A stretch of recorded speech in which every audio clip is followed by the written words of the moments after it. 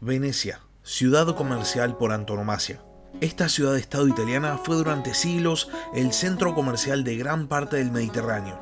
Los buques venecianos llegaban a comerciar a todos los rincones del Mediterráneo, no importaba si el puerto fuese musulmán, cristiano o judío. Los comerciantes venecianos siempre tenían un trato especial, ya que era por todo sabido que no solo Venecia era el nexo entre Oriente y Occidente, sino que también todos sus intereses comerciales estaban custodiados por una de las armadas más poderosas de la tardía Edad Media y de la temprana modernidad. Los venecianos no solo usaban el mar para comerciar, sino también para expandirse, conquistando territorios y fundando colonias, y en última instancia, transformando a Venecia en una potencia en toda regla. El expansionismo veneciano puso a la Serenísima República en conflicto con grandes potencias de la época, como los otomanos, y también con otras ciudades-estado italianas. Ahora bien, la pregunta es, ¿cómo hizo una pequeña ciudad-estado del noreste italiano para transformarse no solo en la capital comercial del Mediterráneo, sino también en una potencia de primera línea?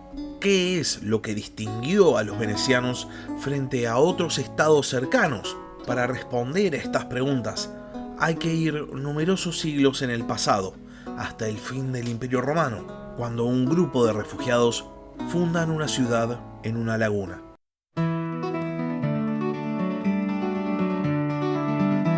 Hola a todos, sean bienvenidos al podcast de historia La Barba Roja de Barba Roja.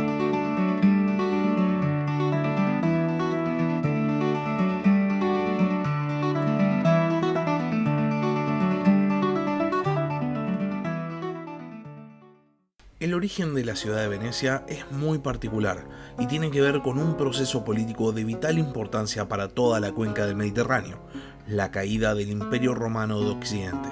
La región en la que está ubicada Venecia, el Véneto, entra a formar parte del Estado romano en los inicios de la Segunda Guerra Púnica como parte de la Galia Cisalpina. Esto significa que durante todo el periodo de crisis de la República y de auge y caída del Imperio, esta región no solo era romana, sino que, ubicándose en la península italiana, formaba parte del núcleo territorial de Roma.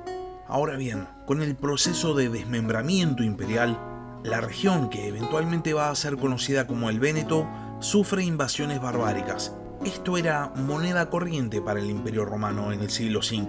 Sin embargo, hay una invasión que se destaca por sobre otras por la ferocidad de los invasores, y es la de los hunos de Atila a mediados del siglo V.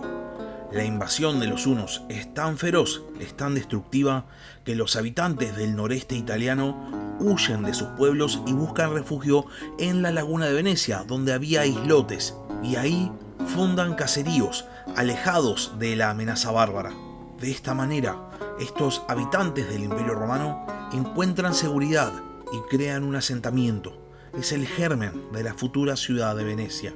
La historia sigue, y después de un periodo de caos político con la caída de Roma, el surgimiento de nuevos caudillos bárbaros, son los godos los que establecen un reino en Italia. Este reino italiano inicialmente es reconocido por la corte de Oriente, pero no va a pasar mucho tiempo para que el emperador romano, es decir, Justiniano I, decida que es momento de reconquistar las tierras italianas. Es durante este periodo que Venecia pasa a formar parte del Imperio Romano de Oriente, que a partir de ahora vamos a llamar Imperio Bizantino. Ahora bien, el proyecto de Justiniano era restaurar todo el Imperio Romano, y para esto no podía depender solamente de los ejércitos de Oriente. Justiniano necesitaba apoyarse en gobernantes locales que pudiesen dar una mano militarmente hablando. Por este motivo, los bizantinos crean en Italia los ducados, regiones administrativas dependientes de Constantinopla y que a su vez formaban parte de los exarcados, que eran una especie de provincias del imperio, gobernadas por un dux, es decir, un duque, que era un cargo tanto político como militar. Uno de estos ducados, podrán imaginarse, es el Ducado de Venecia, cuya fecha de creación está disputada. Hay una tradición que dice que el ducado es creado en el siglo VII y que el primer dux es Paolo Lucho. también abreviado como Paoluccio. Pero esto parece que es considerado una visión tradicional, una especie de historia. El primer duque del que se tiene el registro fidedigno en la historia gobierna en el siglo VIII y se llama Orso Ipato. Poco tiempo después del gobierno de Orso Ipato va a suceder un hecho trascendental para la historia de Venecia. Los lombardos, que ya se habían asentado en el norte de Italia, tomando grandes porciones del interior italiano, van a conquistar la capital de la Italia bizantina, Rávena. Este hecho produce la ruptura de la estructura política bizantina en Italia, y entonces Venecia empieza lentamente a transitar el camino de la independencia. Ahora bien, en el año 772, el recién ascendido Papa Adriano I envía una carta al rey de los francos, Carlos el Grande, solicitándole ayuda para reunificar los territorios del exarcado de Rávena. Carlomagno acepta el llamado e invade el norte de Italia en el año 773, derrotando a los lombardos en Pavía en el año 774, recibiendo el título de rey de los lombardos. De esta manera, el imperio carolingio pasaba a ocupar gran parte del norte de Italia, y Venecia queda como un pequeño vecino independiente. El Papa había reconocido el derecho de los reyes carolingios sobre el territorio veneciano, que a su vez nominalmente pertenecía al Imperio Bizantino. Esto ponía al Ducado de Venecia en una posición extraña, y en la ciudad surgen dos facciones, una pro-Imperio Carolingio y otra pro-Imperio Bizantino. Finalmente va a triunfar la facción pro-Imperio Carolingio, y en el año 840 el Ducado de Venecia y el Imperio Carolingio van a firmar un tratado que se llama Pactum Lothari. Este pacto daba como resultado el acercamiento de Venecia al Imperio Carolingio, pero solo nominalmente. La idea es que se establecían relaciones diplomáticas y se establecía una especie de pacto de amistad y de no agresión, sobre todo en tierra. Esto daba a los venecianos la libertad de no tener que preocuparse por sus vecinos terrestres, y entonces se empiezan a enfocar en el mar. Venecia, que había pertenecido durante bastante tiempo al Imperio Bizantino y ahora lo había abandonado nominalmente, y que ahora nominalmente se había acercado al Imperio Carolingio, podía funcionar como nexo comercial entre los dos imperios. Es en este momento, a partir de finales del siglo IX, que Venecia se va a ir transformando de a poco en la capital comercial del Mediterráneo. Los comerciantes venecianos van a llegar y se van a asentar en todos los rincones del Mediterráneo. A su vez, Venecia se transforma en un faro de convivencia dentro de una época bastante intolerante. En la ciudad conviven cristianos y judíos, y a su vez los comerciantes venecianos van a realizar tratos con todos los territorios musulmanes. Para los venecianos, lo que importaba no eran las creencias de aquellos con quienes comerciaban, sino los beneficios que podían sacar. A su vez, para Venecia, su mayor capital y motivo de mayor orgullo era su flota. La calidad de la armada veneciana no solo era reconocida por los propios venecianos, sino también por otros países del momento. Un ejemplo de esto es cuando el Imperio Bizantino solicita en el siglo XI la ayuda de la Armada de Venecia para combatir a los normandos. Los venecianos acuden al llamado, y a cambio, el emperador bizantino concede a Venecia tal vez el trato más importante de la historia de la pequeña república, la llamada Crisobolla, un trato comercial preferencial que estipulaba que los venecianos podían acceder a todos los puertos bizantinos sin ningún tipo de restricción. La apuesta del emperador bizantino da resultado, y con ayuda de Venecia consigue derrotar a los normandos. Para los venecianos esto representa una oportunidad única, y la república empieza a acumular mucha riqueza.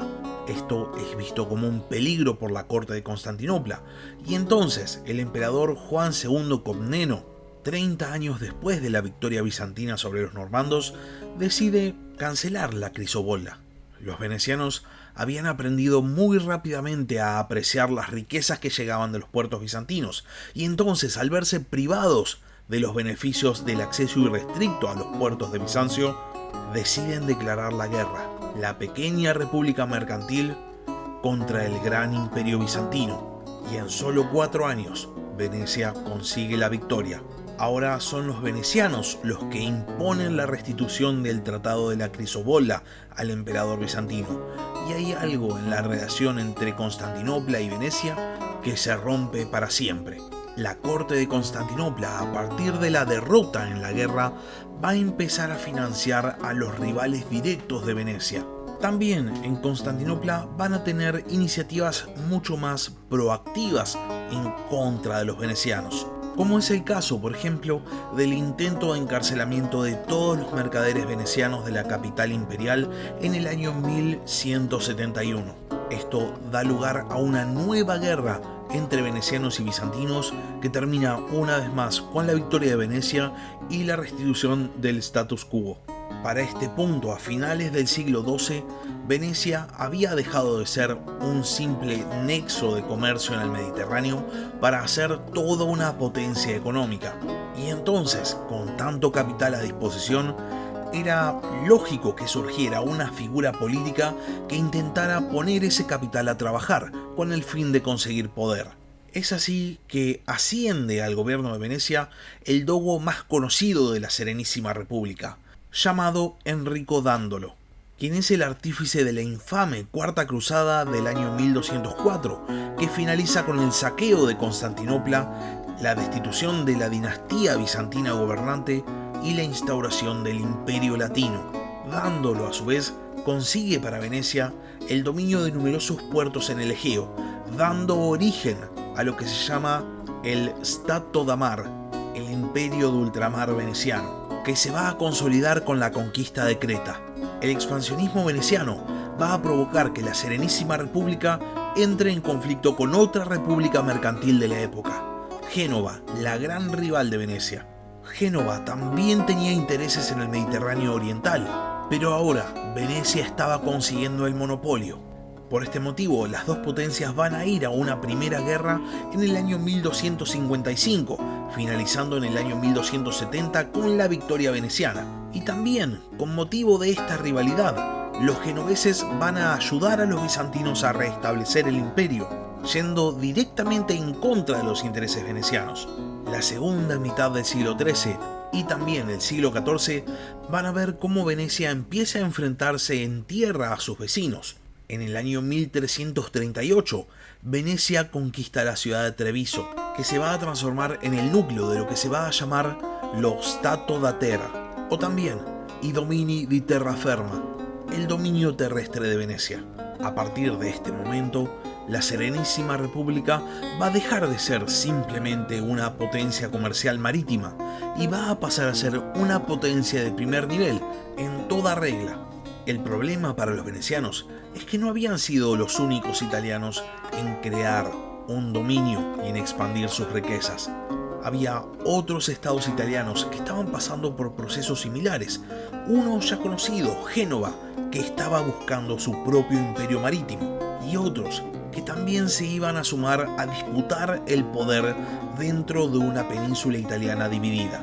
Pero eso es historia para otro capítulo. Hasta acá llegamos con el capítulo de esta semana. Si llegaron hasta acá y no están suscritos al canal, les recomiendo que se suscriban, subo nuevos capítulos todas las semanas. Y si por otro lado ya están suscritos, pero tienen ganas de realizar un aporte extra al podcast, pueden transformarse en miembros del canal en YouTube o pueden realizar un aporte mensual en Patreon. Les dejo el link en la descripción del capítulo. Por último, si tienen alguna pregunta o alguna sugerencia, pueden dejarme un comentario en la caja de comentarios de YouTube o pueden mandarme un mail al mail del podcast, labarbarroja@gmail.com. Muchas gracias por haber escuchado y hasta la próxima.